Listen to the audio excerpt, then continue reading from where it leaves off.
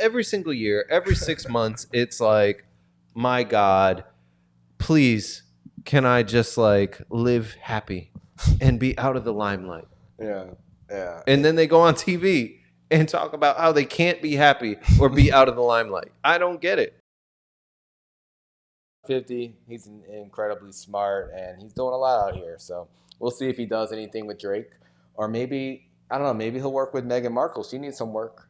Our favorite couple, Prince Harry and Meghan Markle. They have another one of their annual sympathy interviews. We talk about Meghan pretty much every year. Last year was their documentary. The year before, I think, was their Oprah interview. No way. I thought they wanted to stay out of the limelight. What happened?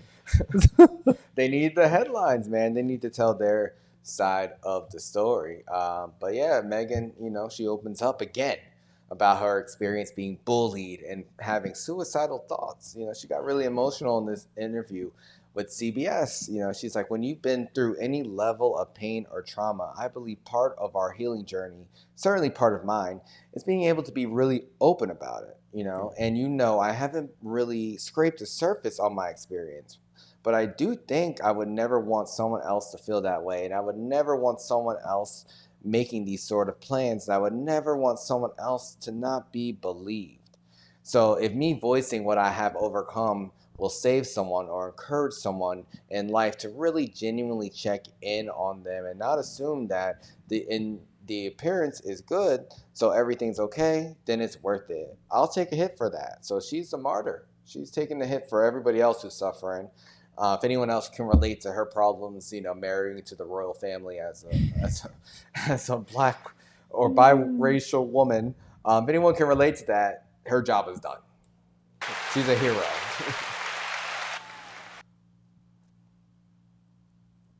Listen. Just go back to Suits, right? I know. You won't have any of these problems if you just go back to Suits. Last year, most watched show in the country. And listen, Harry, I don't even want to talk about her and her bullshit. Harry, he needs to come home. His hair is thin as fuck up there. He looking like his brother. Yeah. He is getting ready to have to shave that shit off.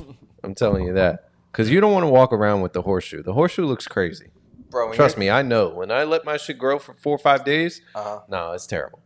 It's terrible. Would you ever do like the reverse fade that you see on Instagram? That is the dumbest shit I have ever seen in my life. Why? It's ugly. It's like a kind of like a mullet, but I don't know, like a bald mullet. It's bad. It's bad. Like, people are so desperate to pretend they got some shit that they don't have. Like, just embrace the baldness. That's not pretending, though. That's working with what you got. It's just being creative with it. I don't know. If I saw it in person, maybe I think it was fly. And I feel like that type of haircut, you got to get your haircut like every 2 days, because once it starts growing out, it's going to look weird. Yeah, it's so stupid. People are desperate, man. But you can't be bald if your name is Harry. That's fucked up. I think you can be bald if your name is Harry. That's ridiculous. That's fine. He needs to change his name to Baldy. Oh, man. But shout out to them. Every year they come out crying and telling us how horrible their life is. It's crazy. Everyone was celebrating them when they got married. And now, shout out to Meghan for destroying the royal family. America wins again. I mean, she killed the queen, which is a great start. And what's his face has cancer. Like, she's on a crazy run on the low. And I think all this is a diversion tactic. See, this is why I said I didn't want to talk about it, because it's just all jokes. I have nothing serious to say about this. That sounds pretty serious. She said, I just didn't want to be alive anymore. Oh my God. I would sit up at night and I would just like, I don't understand how any of this is being churned out. None of this makes sense. Listen, then when people start saying stuff like that, then you can't say anything. You can't say anything. You can't be critical when they say, oh, I was suicidal and things like that, because you have to take them for their word. But when people keep coming out to say the same thing every year, it's just like, I don't know. It's hard to sympathize. They're preemptively so they launched a foundation, which I think this is a little bit noble, but at the same time, it's like, how are you already setting your kids up to have excuses for why they're fucked up or something like that, if God forbid that happens to them in the future. The foundation is to provide crucial support to parents whose children have suffered from harmful effects of social media, from facing near fatal harm, managing ongoing mental health difficulties, or experiencing the tragic loss of a child. Okay, that sounds really great, but why are you talking about, oh my God, my life is so terrible because I've been bullied. Woe is me. The online pundits, they just can't leave me alone. The British family is racist, all this type of shit. And then you've got two kids that are 3 and 5 years old. And like, oh my God, I want to make sure that nothing like this ever happens to them. It makes sense to me. I mean, you just made a pretty good case for it. She's so desperate. We do this every single year, every 6 months. It's like, my God, please, can I just like live happy and be out of the limelight?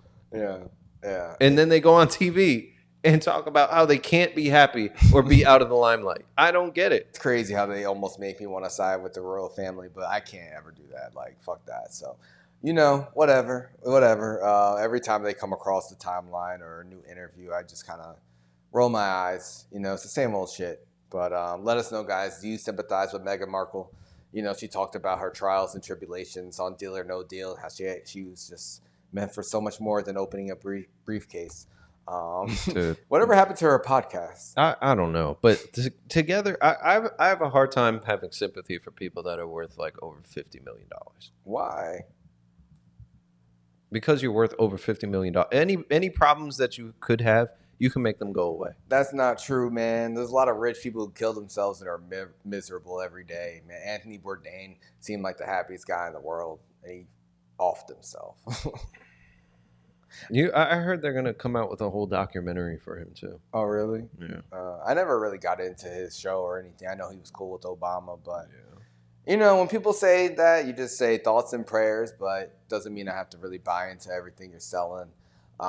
Just another sympathy interview. Subscribe on YouTube, subscribe on Spotify, follow on Instagram, Twitter, TikTok. All the apps. We're everywhere. We are everywhere.